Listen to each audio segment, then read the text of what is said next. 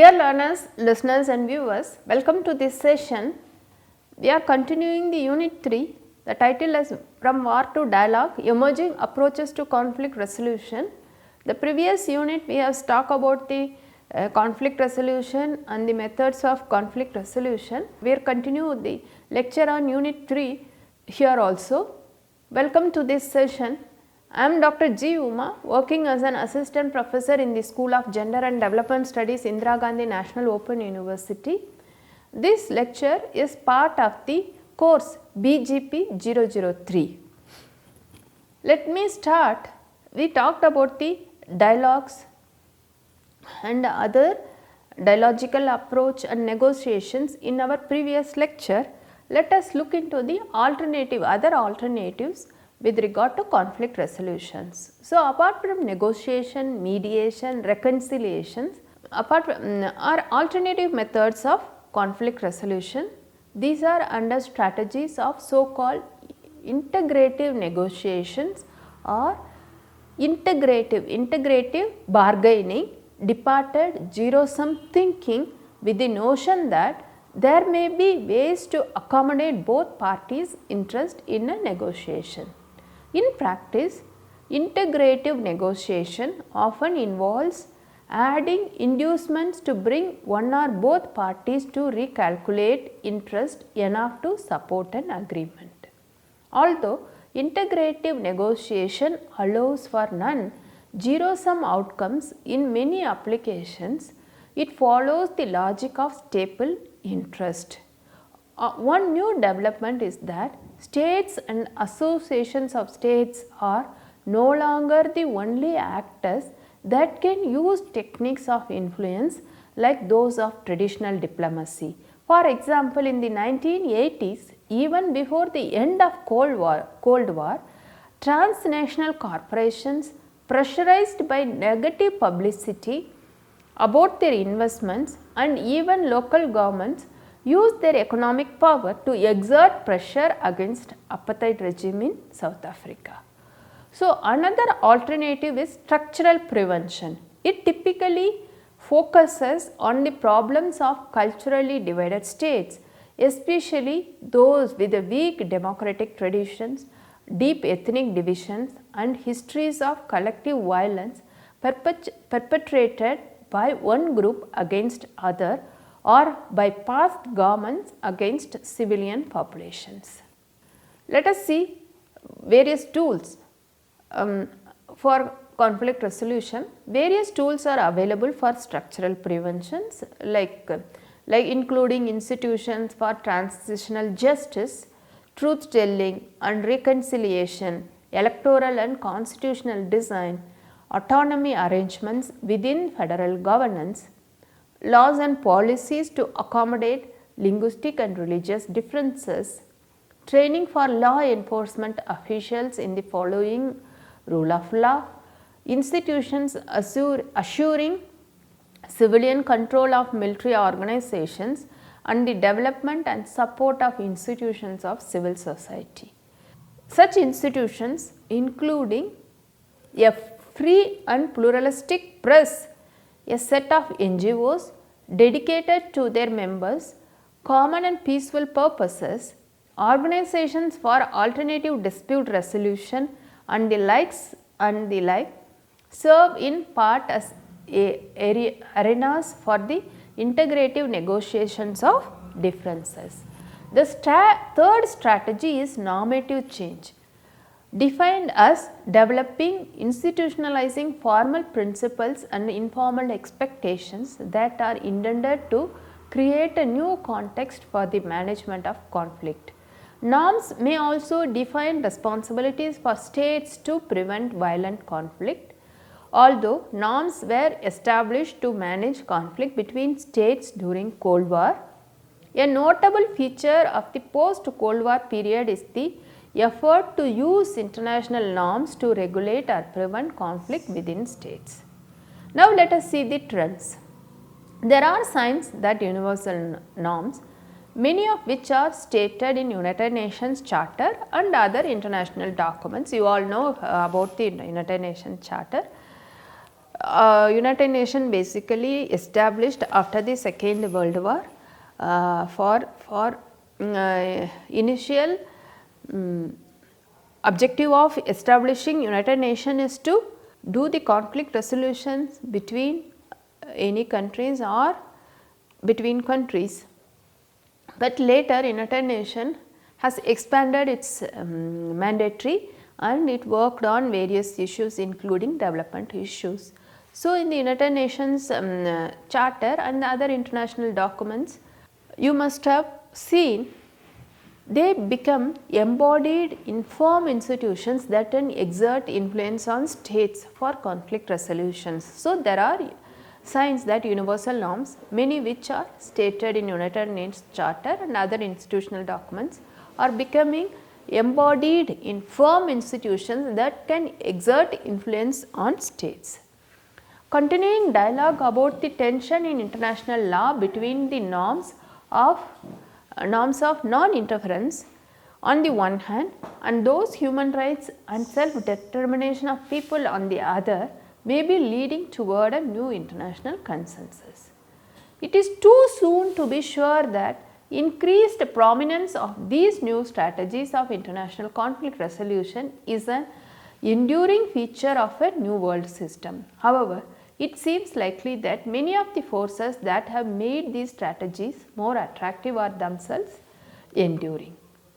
If intrastate conflicts continue to pose serious threats to global security, if non-state interests remain important, and if global integration makes foreign policy increasingly difficult to organize exclusively around coherent and unitary notions of national interest, conflict resolution is likely to rely more than in the past on the transnational activities of non-state actors and on techniques that do not depend on traditional definitions of national interest.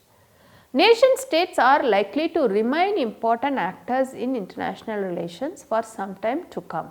However, the possibility of violent interstate conflict remains a serious concern. But recent events signify a more complex multidimensional arena of international conflict in which both state interest and non-state actors are important parts of the mix. Under such conditions, some recent trends are likely to stabilize. Now, let us look into the conflict resolution and the international community. First, we will start with the United Nations. I have again and again mentioned in this lecture and previous lecture about the United Nations. United Nations, that is the UN and its agencies, remain to the international community's response to conflict. During the Cold War, the overall effectiveness of the UN in settling international disputes was mixed. With the end of the Cold War, it was hoped that the UN would for the first time to be able to take up the role that was intended for it. In practice, the post-Cold War experience too has been mixed with notable success, that is in Namibia, Cambodia, El Salvador and Mozambique. After the post-Cold War, United Nations could able to successfully address the conflicts and they could able to resolve the conflicts. But there is a dismal failures also in Somalia, Bosnia-Herzegovina, Bosnia, Rwanda. In these countries there is an internal conflict, but international agencies like UN could not able to resolve its conflicts. The vital factor distinguishing success from failure has usually been not so much the UN institutions, but the policies of the major powers on the Security Council and the intractability of the conflict themselves. Where parties have concerted to the UN mandate and have wished to settle, and where adequate finances and personnel have been available, orders have been clear, chains of command and communication have been straightforward, and the UN has been able to play a remarkable and useful role, but when parties have been unwilling to accept the UN role, the UN has not been able to impose settlements. That is the, again I would like to repeat here. See, when parties have concerted to the UN mandate, so UN can able to involve and they can able to resolve the conflict. And even they want parties, they wish to settle, and where the adequate finances and personnel have been available, orders have been very clear, chains of command and communication have been straightforward, and the UN has been able to play a remarkable and useful role in this situation. But when the parties have been unwilling to accept the UN role, the UN has not able to impose settlements. Like in his agenda for peace, the former UN Secretary General Boutros Ghali proposed that the UN should have involved in peacekeeping, peacemaking and peace building from the earliest stage of conflict prevention to the stage of post-conflict reconstruction. Here only in the post-conflict reconstructions, mostly UN organization, they involve in development issues. Now let us look into the regional organizations. These are the second tier of external agents in contemporary conflict resolution. In an effort to shed part of UN's load, Boutros Ghali proposed that regional organizations should take on the primary responsibility for conflict management. The regional organizations have developed widely varying mandates which reflect the very different characteristics and historical experience of states in different regions. For example, each region, like for example, ASEAN, NATO, they have a North Atlantic Treaty Organization, there is an South Asian Regional Cooperation, there is a SAARC. So, ASEAN, like that each region, European Union, like each region, they have their own regional organizations. The members of the Organization for Security Cooperation in Europe have gone farthest in accepting their role for their regional organization in reviewing the human rights and security practices of member states. They have accepted the common set of wide-ranging norms affecting the human dimensions and have created new institutions for conflict management. Within Europe, other regional organizations such as NATO, the Council of Europe and European Union also play significant roles in conflict management. The Organization of African Unity was established in 1963 with the aim of preserving the territorial independence and sovereign equality of the post-colonial African states. The Organization of American States also operates a norm of non-interference in internal affairs. However, the member states undertook to act violations of democracy through the San Diego Commitment in 1991 and have promoted conflict resolution in partnership with the UN. This was from MEAL 1999. The Association of Southeast Asian Nations has been concerted to avoid involvement in member states' internal affairs. One of its main functions has been to regulate interstate disputes between members lest they spill over into internal challenge to regimes. The ASEAN Regional Forum has developed as a means for building consensus over security challenges in the region, and it has been used as an umbrella for track 2 initiatives and cooperations with the UN. So, conflict resolution, as we have seen, apart from UN, we have seen many in regional organizations they have involved, and in the previous lecture we have seen even organizations like International Red Cross Society and NGOs, they very well involved in the conflict resolution. For conflict resolution, regional organizations have the advantage of closeness to the source of conflict and familiarity with the main actors. Like regional organizations, they know the regional cultural values in that particular region and local conditions. On the other hand, the interest of local actors and in particular those of regional hegemony make regional organization unsuitable for conflict resolution, and in most parts of the world they are chronically short of financial and other resources. Finally, in my previous lecture also I talked about the NGOs. Here also again repeating the role of the NGOs in conflict resolutions.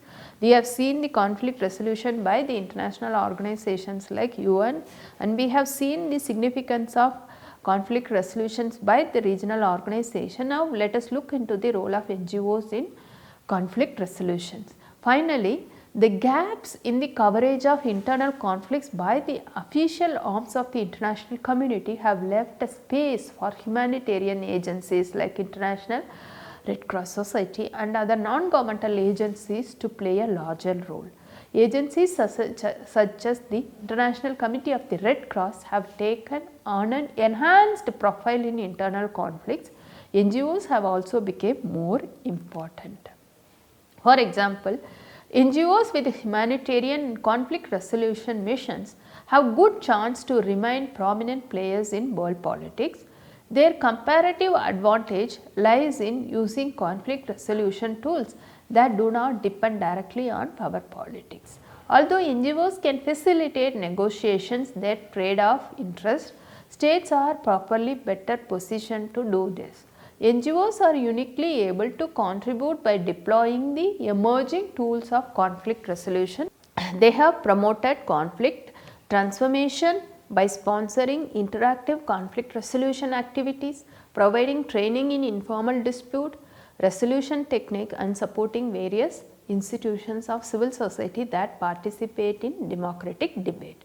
They have contributed to structural prevention by advising on constitutional design and the rule of law, monitoring elections, and delivering information on other countries' experience with particular structural prevention techniques written by two staff members of the International Institute for Democracy and Electoral Assistance summarizes knowledge on some constitutional design issues. So, the role of NGOs for structural prevention are sometimes more prominent than the roles of states. TAWE contributed to the development and enforcement of new international norms by promoting monitoring conditions of human rights. They have contributed treatment of minorities and democratic governance, like to conduct the free and fair elections, and by arguing for international organization to use their resources and influence to hold states to universal norms. So, in this conflict resolution, what are the limitations? Let us look into the limitation. It seems that hardly anyone has a bad word to say against dialogue. Nobody will say that dialogue is a bad one. It is a very good one to resolve the conflict. A broad range of political orientations hold out the aim of, like, quote, fostering dialogue, unquote, as a potential resolution to social conflict and as a basis for rational public consideration. A range of academic approaches proclaim the virtues of an interactive engagement of questions and answers in the shared pursuit of knowledge and understanding. Philosophical accounts of dialogue from Plato to the present employ the dialogical form as a literary genre that represents the external expression of an internal dialectical thought process of back and forth ratiocination. Dialogue constitutes a point of opportunity at which these three interests, political, pedagogical and philosophical, come together. It is widely assumed that the aim of teaching with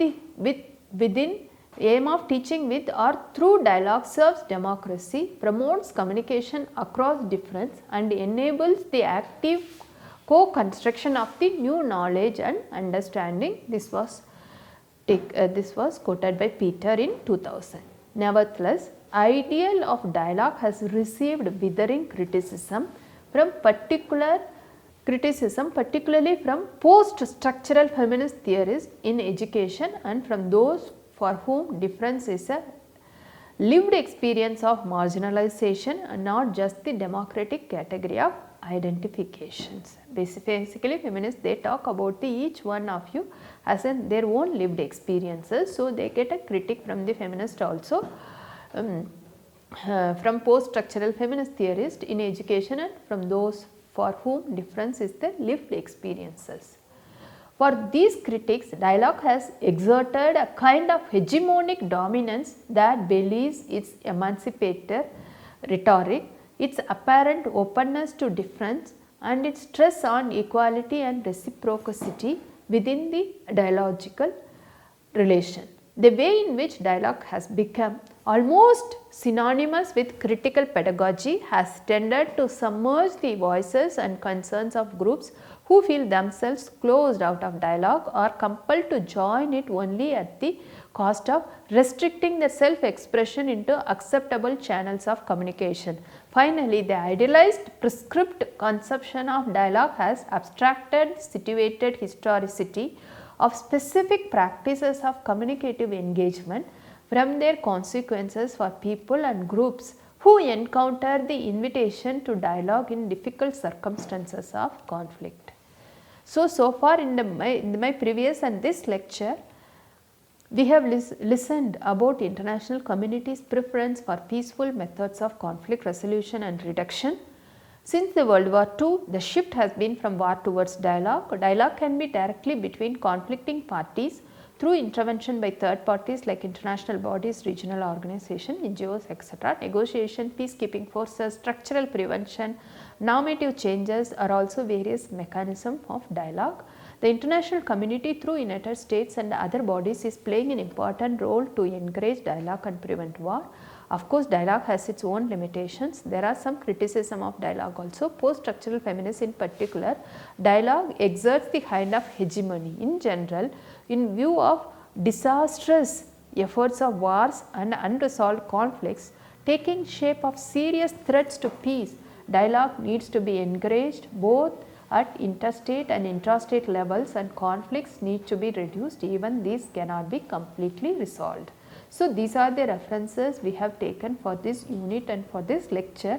If anybody interested to read further and know further, they can very well refer these books and articles to know further about these topics. Thank you so much for listening this lecture. Hope you understood international conflict and its resolution. Thank you once again. Thank you so much. Let us meet again in another lecture. Thank you.